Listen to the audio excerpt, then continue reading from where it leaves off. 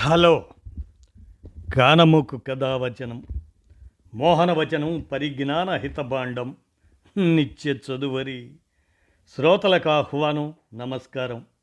చదవదగునెవరు రాసిన తదుపరి చదివిన వెంటనే మరువక పలువురికి వినిపింపబూనిన అది ఏ పరిజ్ఞాన హితభాండమౌపు మహిళ మోహనవచనమై విరాజిల్లు. పరిజ్ఞాన హితభాండం లక్ష్యం ప్రతివారీ సమాచార హక్కు, తెలుసుకునే హక్కు సైతం జీవించే హక్కుతో సమానం. ఆ స్ఫూర్తితోనే ప్రముఖుల జీవిత విశేషాలు శీర్షికన గ్రెగర్ మెండల్ 204వ జయంతి జీవిత విశేషాలని ప్రముఖుల జీవిత విశేషాలు శీర్షికన నర్రావేణు సౌజన్యంతో మన కానమూకు కథావచన శ్రోతలకు వినిపిస్తాను, వినండి. గ్రెగర్ మెండల్ 204వ జయంతి. ఇక వినండి. గ్రెగర్ మెండల్ జూలై 22, 1822 జూలై 22న ఆస్ట్రియా సామ్రాజ్యంలో ప్రస్తుత చెక్ రిపబ్లిక్లో జన్మించాడు. ఆయన ఆధునిక జన్యుశాస్త్ర పితామహుడు గ్రెగర్ మెండల్. ఆయన క్రైస్తవ సన్యాసిగా ఆయన బదానీ మొక్కలపై చేసిన ప్రయోగాల ద్వారా జన్యుశాస్త్రానికి పునాది వేశారు.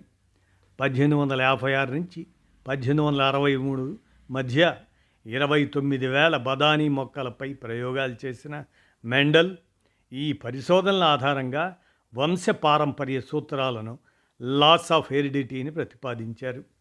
మెండల్ ప్రతిపాదించిన 3 ప్రధాన జన్యు సూత్రాలు ఏమిటంటే, 1 లక్షణాల వేర్పాటు సిద్ధాంతం లా ఆఫ్ సెగ్రిగేషన్, 2 స్వతంత్ర విభజన సిద్ధాంతం లా ఆఫ్ ఇండిపెండెంట్ అసార్ట్మెంట్, 3వది ఆధిపత్య సిద్ధాంతం లా ఆఫ్ డామినెన్స్. ఇది ఏమైనా ఆయన జీవించి ఉన్న సమయంలో ఈ పరిశోధనలకు సరైన గుర్తింపు దక్కలేదు. అయితే ఆయన మరణించిన తర్వాత 1900 సంవత్సరంలో 3 శాస్త్రవేత్తలు మెండల్ సిద్ధాంతాలను తిరిగి వెలికితీసి ప్రపంచానికి చాటి చెప్పారు. మెండల్ యొక్క కృషి జీవశాస్త్రంలో ఒక గొప్ప ముందడుగు. అతని సిద్ధాంతాలు నేటికి శాస్త్రవేత్తలకు ఒక ముఖ్యమైన వనరుగా ఉన్నాయి. మెండల్ చేసిన కృషి వలన మనం ఇప్పుడు లక్షణాలు ఒక తరం నుండి మరొక తరానికి ఎలా సంక్రమిస్తాయో అర్థం చేసుకోగలుగుతున్నాము. ఆధునిక జన్యుశాస్త్ర పితామహుడు గ్రెగర్ మెండల్ గారికి మరి వారి 204వ జయంతి సందర్భంగా ఘన నివాళులతో ఆయన జీవిత విశేషాలని మనం ఒకసారి పరిశీలిస్తే, జూలై 22 ఆధునిక జన్యుశాస్త్ర పితామహుడు గ్రెగర్ మెండల్ 204వ జయంతి. వంశపారంపర్య లక్షణాల రహస్యాన్ని ప్రపంచానికి శాస్త్రీయంగా చాటి చెప్పిన మహనీయుడు ఆయన.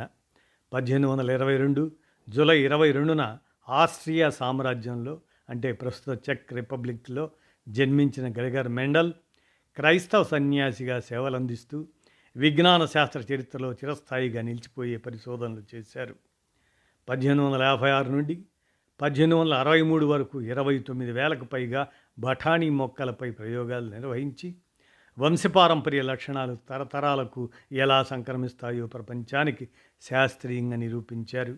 ఆయన ప్రతిపాదించిన 3 ప్రాథమిక జన్యు సూత్రాలు లక్షణాల వేర్పాటు సిద్ధాంతం 1 లా ఆఫ్ సెగ్రిగేషన్, 2వది స్వతంత్ర విభజన సిద్ధాంతం లా ఆఫ్ ఇండిపెండెంట్ అసార్ట్మెంట్, 3వది ఆధిపత్య సిద్ధాంతం లా ఆఫ్ డామినెన్స్.